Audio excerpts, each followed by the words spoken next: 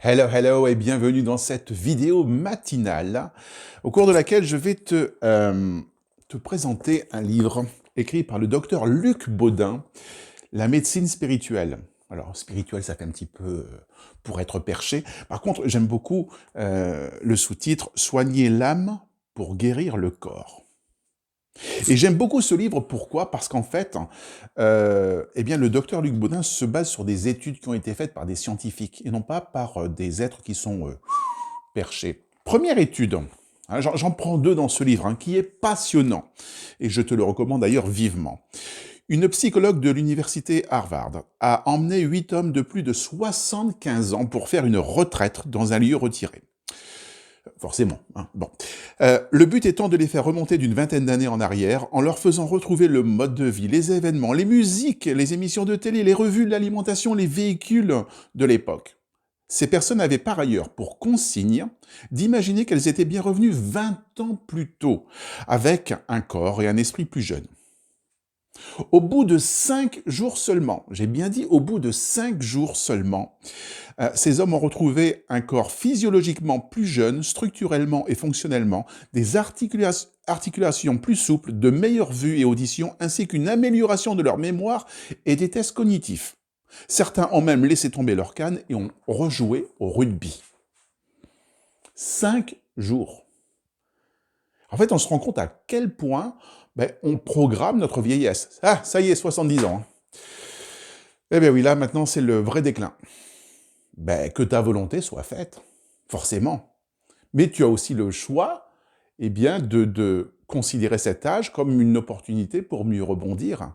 Alors ça ne veut pas dire que tu vas rester sur Terre et que tu seras éternel, mais tu peux profiter de la vie bien plus longtemps que tu ne le crois. Deuxième étude, et celle-là, je trouve qu'elle est extraordinaire. C'est une étude qui a été faite sur le bonheur. Comme l'a révélé une étude réalisée sur 4700 personnes entre 1983 et 2003, des groupes de personnes heureuses et malheureuses ont ainsi été identifiés. Les auteurs ont alors constaté que le bonheur se propageait jusqu'au 3e niveau de relation, jusqu'aux amis, des amis, des amis. Ils ont même établi que si une personne a un ami qui réside à moins d'1,5 km et qui accède au bonheur, cela augmente de 25% la probabilité qu'elle devienne également heureuse. Notre pensée se propage aux personnes de notre entourage, proches ou plus éloignées, même si nous ne les connaissons pas.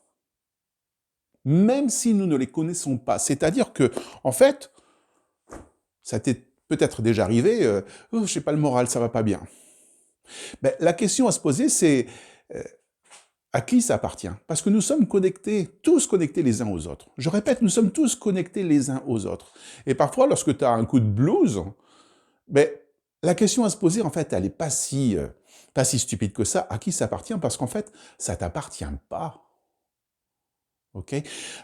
On le dit aussi, dans le sens inverse, il suffit d'une personne qui arrive dans une salle de 30 personnes, qui balance une blague pour alléger l'atmosphère.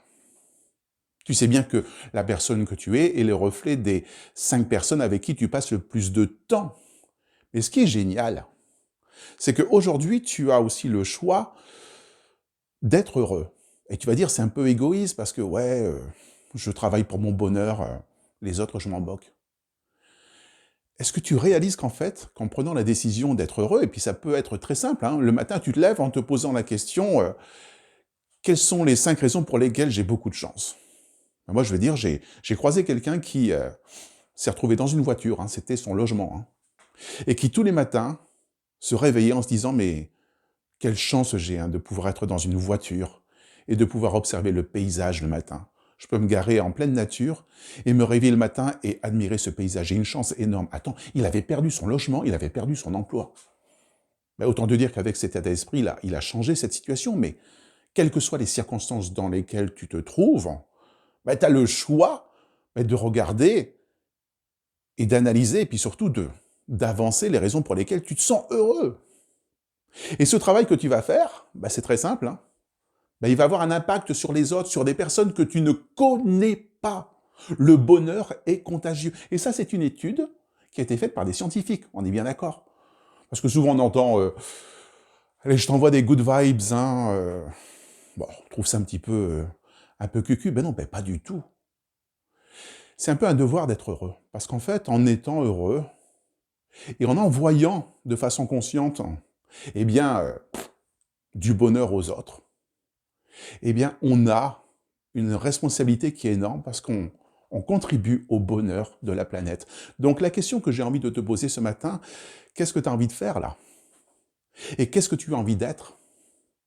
Parce qu'en prenant le choix d'être heureux, de te sentir chanceux, et en envoyant ces good vibes aux personnes que tu connais, et puis aussi aux personnes que tu ne connais pas, tu contribues au bonheur de la planète. Énorme, hein? Alors, dans ce cas, je t'envoie moi aussi pour cette nouvelle journée des good vibes et plus que jamais, Yamao à volonté. Et pour celles et ceux qui ne connaissent pas Yamao à volonté, allez sur ma chaîne YouTube et retrouvez cette vidéo qui a été donc postée au mois de décembre dernier. Yamao. Yamao.